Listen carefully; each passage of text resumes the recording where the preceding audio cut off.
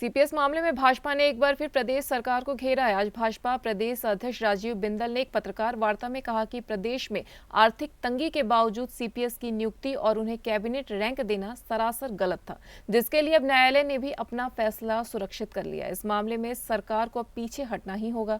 उन्होंने कहा कि प्रदेश सरकार लगातार लोन ले रही है, लेकिन बावजूद इसके प्रदेश की जनता से किए गए वादों को पूरा नहीं कर पा रही है। उन्होंने कहा कि प्रदेश सरकार ने जनता के लिए नई सुविधा और संस्थान खोलने के बजाय स्कूल और अस्पतालों को बंद करने का काम किया है।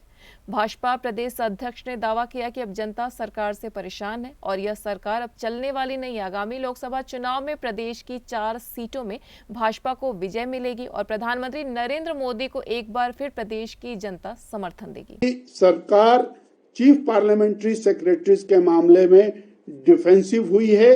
इन्होंने जो गलत निर्णय किया था उसको और माननीय रणधीर जी, सत्ती जी, आप लोगों ने चैलेंज किया है और माननीय न्यायालय ने अपना फैसला सुरक्षित किया है। ये और चिंताजनक बात है, बार बार इस बात का रोना कि हमारे पास धन नहीं है, हमारे पास पैसा नहीं है, हम कुछ नहीं कर सकते हैं, कोई खजाना खाली है। उसके बाद आप सीपीएस की नियुक्ति करना, उनको कैबिनेट रैंक देना और एक जो कानून के बना हुआ है सुप्रीम कोर्ट के माध्यम से उसको फ्लाउट करना, ये भी बहुत दुर्भाग्यपूर्ण है। और ये औरों का नसीहत, खुद मियां फजीहत। बहुत नसीहत दी। अभी विधानसभा का सत्र हुआ, बहुत लोन ले लिया जयराम ठाकुर जी ने। उन्होंने लोन लिया, संस्थान खोले, उन्होंने लोन लिया, हॉस्पिटल बनाए, उन्होंने लोन लिया, कॉलेज बनाए, उन्होंने लोन लिया, जनता की समस्याओं का समाधान किया।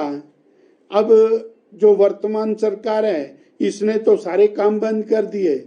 इन्होंने लोन लिया, संस्थान बंद कर दिए, इन्होंने लोन लिया, हॉस्पिटल बंद कर दिए, इन्होंने लोन लिया, सड़कों के काम बंद कर दिए और 10 महीने में 10,000 करोड़ का लोन, 60 महीने की सरकार यदि चलती है तो 60,000 करोड़ का लोन। और जो गारंटियां इन्होंने दी हैं, अगर उसको पूरा करना चाहें, नियत नहीं है इनकी, पूरा करना चाहेंगे तो 1 लाख करोड़ का लोन इनको लेना पड़ेगा।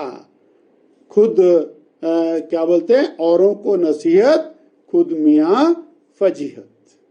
सर, आपने कहा कि 60 में क्या है सरकार की, 10 महीने के अंदर काम कोई नहीं किया, सड़कों का काम कोई नहीं किया, स्कूल कोई नहीं खोला, अस्पताल कोई नहीं खोला, कर्मचारी कोई भर्ती नहीं किया। 1 लाख बच्चों को नौकरी देने का वायदा पहले और कैबिनेट के अंदर था, वो नहीं किया। 22 लाख बहनों को 1,500 रुपए महीना देना था, वो नहीं दिया।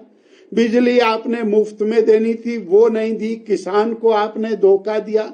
किसान का 100 रुपए लीटर दूध लेना था, वो बेचारा मारा मारा फिर रहा। उसका गोबर भी खरीदना था, वो भी कुछ नहीं किया। आपने तो गोबर खरीदने की काम करना था, आपने प्राकृतिक खेती भी बंद कर दी, तो गोबर भी कहाँ इस्तेमाल करना। मेरा ये कहना है कि ये जनता आज और इस बात को लेके बहुत परेशान है। जो इन्होंने विश्वास दिए थे पूरी तरह उसके विपरीत काम कर रहे। मुद्दों का सवाल ही नहीं है। 4 सीटें भारतीय जनता पार्टी ने जीतनी है। नरेंद्र भाई मोदी जी को तीसरी बार देश का प्रधानमंत्री बनना है और उसके अंदर हिमाचल प्रदेश अपनी 100% भागीदारी देगा, ये निश्चित। वहीं राजीव बिंदल ने आज शिमला में एक पत्रकार वार्ता के माध्यम से सरकार द्वारा प्राकृतिक खेती को बंद करने को लेकर विरोध जताया। उन्होंने कहा कि प्राकृतिक खेती को लेकर हिमाचल में वह सामर्थ्य है कि यहां से तैयार उत्पादकों को देश विदेश तक पहुंचाया जा सके। वहीं राजीव बिंदल ने आज शिमला में एक पत्रकार वार्ता के माध्यम से सरकार द्वारा प्राकृतिक खेती को बंद करने को लेकर विरोध जताया। उन्होंने कहा कि प्राकृतिक खेती को लेकर हिमाचल में वह सामर्थ्य है कि यहाँ से तैयार उत्पादकों को देश विदेश तक पहुंचाया जा सकता है और किसानों की आर्थिक को बढ़ाया जा सकता है। मेरा देश और हिमाचल प्रदेश भी एक विशिष्ट प्रकार के दौर से गुजर रहा है, जहां खेती की पैदावार को बढ़ाने के लिए हम लगातार यूरिया केमिकल्स उनको खाद के रूप में उपयोग कर रहे हैं। साथ ही पेस्टिसाइड्स इत्यादि कीटनाशकों का उपयोग कर रहे हैं। ये सारी चीजें मनुष्य के जीवन के ऊपर विभिन्न प्रकार से बुरा प्रभाव डाल रही हैं, ऐसा दुनिया भर के साइंटिस्टों ने कहा। और हिमाचल प्रदेश प्राकृतिक खेती के लिए एक ऐसा स्टेट बन सकता है जहां से हम स्टैंप लगा करके हिमाचल प्रदेश की पैदावार को दुनिया में, भारत में भेज करके किसान और बागवान को अधिक धनराशि दिला सकते हैं, क्योंकि बहुत सारे लोग जागरूक हो चुके हैं जो केवल ऑर्गेनिक फूड इस्तेमाल करना चाहते हैं। इस दिशा में हमारी पूर्व सरकार श्री जयराम ठाकुर जी के नेतृत्व में चल रही थी। उन्होंने और प्राकृतिक खेती को बहुत विस्तृत स्तर के ऊपर आगे ले जाने का एक सक्षम प्रयास किया। पूर्व महामहिम राज्यपाल हिमाचल प्रदेश, उन्होंने इसमें अहम भूमिका निभाई। और पिछले कल हिमाचल प्रदेश के माननीय कृषि मंत्री ने एक फैसला किया कि ये जो प्राकृतिक खेती का काम चला हुआ है इसको हम बंद कर देंगे, और जो ऑर्गेनिक फार्मिंग का पहला जो सिस्टम चला हुआ था हम उसी के साथ काम करेंगे।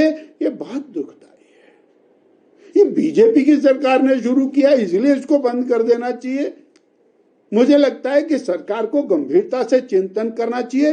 ये पालेकर जो और दक्षिण भारत के अंदर हुए, उन्होंने इसके ऊपर बहुत बड़ा काम किया। पूरे देश में उसके ट्रायल हुए, उसके बाद हिमाचल प्रदेश में उसका सक्सेसफुल ट्रायल हुआ, और उसको बंद कर देना, इस प्रकार की घोषणा माननीय कृषि मंत्री के द्वारा करना, ये एक बहुत बड़ा बैकवर्ड स्टेप है। इसकी चिंता